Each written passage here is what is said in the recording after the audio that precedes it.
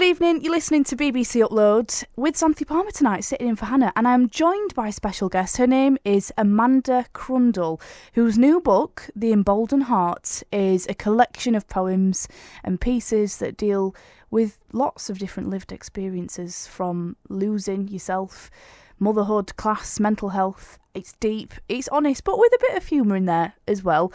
Amanda, welcome to BBC Upload.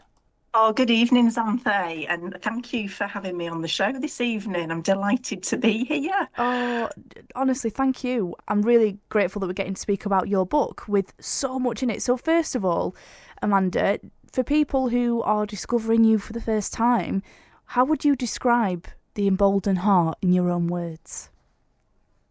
Right, okay. So the Emboldened Heart, it offers footprints of resilience and hope. So it navigates through matters of the heart and the mind, involving including themes of nature, nurture, belongingness, a bit about societal challenges, especially relating to control of children, education, and all the challenges around the SEN provision. And the book, I've structured the book into 5 parts, reflecting my journey in life, continuing and my life evolving. And the final part is very different for this collection in that it has a collection of childhood memories, or stories if you like, and it's actually only the last few years that I've actually had these childhood memories come back to me. So it's a collection of prose and poetry, as you say, about lots of different themes. That is so interesting. There's so much to unpack there, Amanda. I think what you just said, if you don't mind me asking and probing a little bit here, you just mentioned, sort of childhood memories that only sort of resurfaced, many years later. That's really interesting. Sure, yes. I've actually had the same experience, and it's really odd actually when memories come back and you think, hang on a minute, where's that been all this time?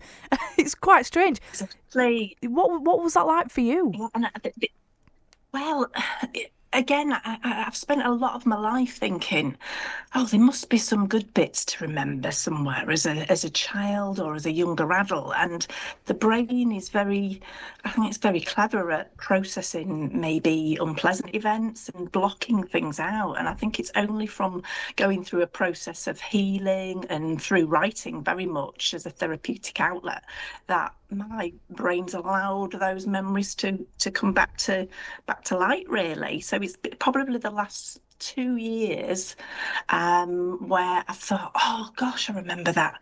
I remember doing that as a kid. Oh, I remember doing this with, my friends and family.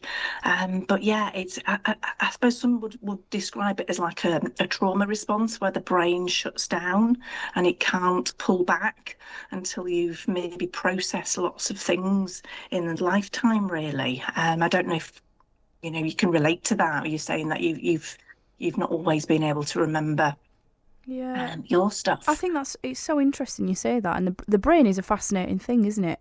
How it protects us and sort of maybe shields us from things that we don't want to remember. But I also think some of it is, for me at least anyway, it's just when you become an adult, I don't know, it feels like the pace of your life completely changes, and you kind of just don't look back as much, I think. And I think it's only when you slow down that you sort of things come back to you, because there's actually a little bit more space in your head to kind of go back, if that makes sense. Yeah, absolutely. I do. I think as you get older, things change. You've got different chapters, different events occurring, and I think you do have more time to reflect. And I think as I've certainly got older over the last decade, I've become a much more reflective person than, say, I was in my 20s or my 30s, to be honest. So I definitely think it's part of the journey of life, I think, definitely. And you said, I just think this book encapsulates so much. It's got your own sort of life experience in there, weaved with, as you say, societal issues. You tackle all sorts in this. Why did you feel that you really wanted to take on that? Because there's a lot in there, and you've obviously done a lot of work, and you've given a lot of yourself into this. That's quite a big job, Amanda.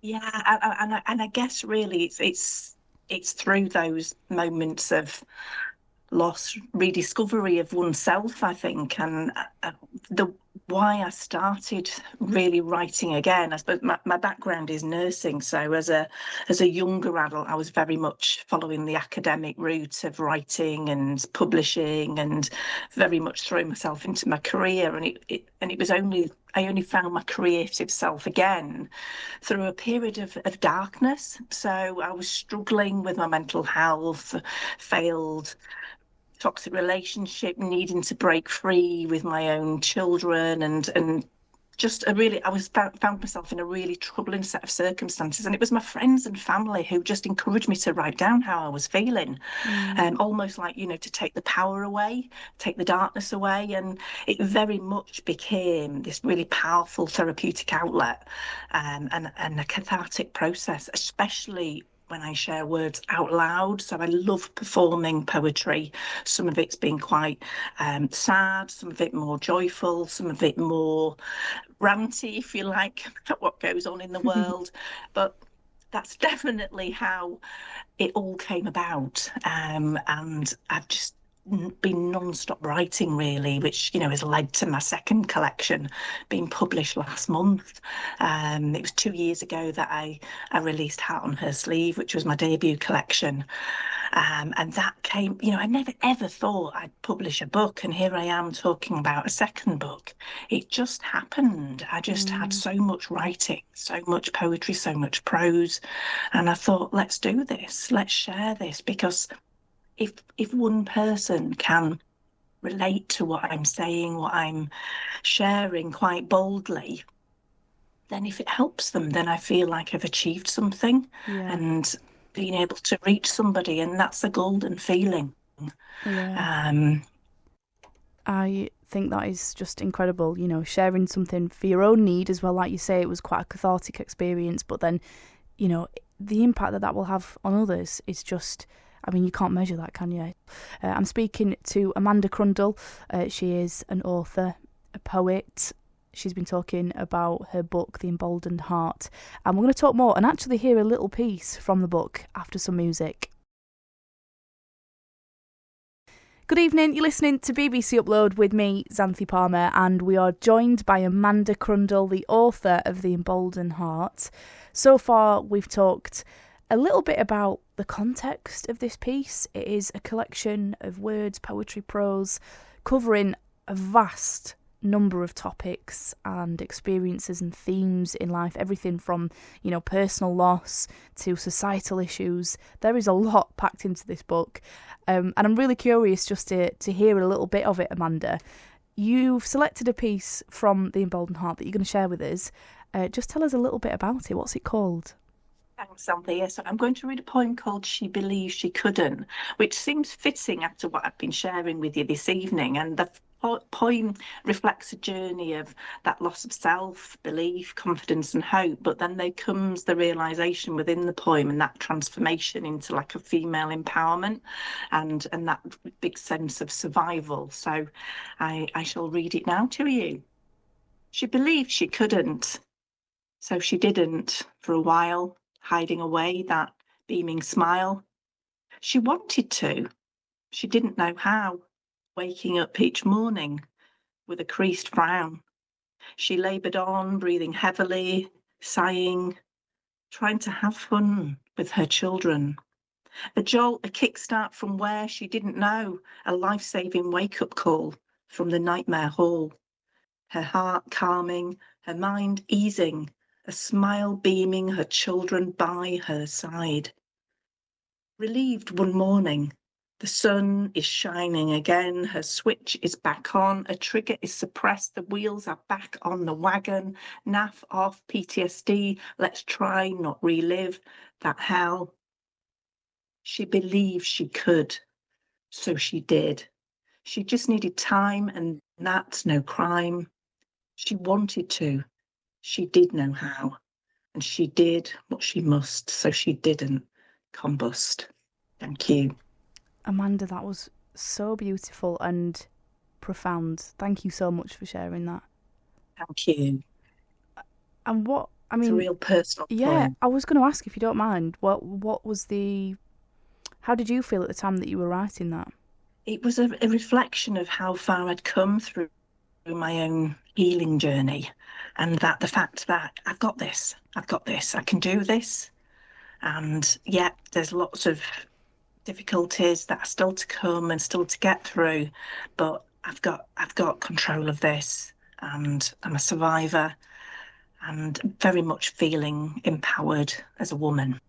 It's just if that helped spur on, give some um, sense of understanding to another, that almost like if that helps somebody else feeling like they're being heard, then that might help them. Yeah. And that's what I want to do. It's no writing has helped me, and I'm willing to share that in reaching other people and other women in particular, because we know we do live in a society that really is heavily misogynistic, and we like to think that things are equal, but they're not. They're Mm. not, as women in society. But don't get me started on that No, one. no, we could be here all night with that one, couldn't we, Amanda? But We this is a will. start, and I think just, poetry, think words that move us and make us think, that has a knock-on effect. I'll be thinking about your words long past this evening, and I think that's the point, isn't it? And just, I mean, I feel like there's so much more you could talk about with this book because there's so much in it. What do you want people to take away from this book? I'm sure there's probably quite a few points, but do you feel like there's something, sort of a core message that you want people to take away from reading it? Oh, yeah. I think we spend so much time feeling unheard, often in life, and we fear speaking out. And my message is writing these words down can be immensely therapeutic. And, performing isn't for everyone, and that's okay. We're all different. But the power in writing is magical, and no one can take our words from us. And that's the message that I'd like to get across. Yeah. Oh, well, Amanda, thank you for sharing that with us on BBC Upload. It's been an absolute joy to speak to you. Oh, thanks, Xanthe. I've loved being on the show, and yeah, thanks for your time and interest in the Emboldened Heart.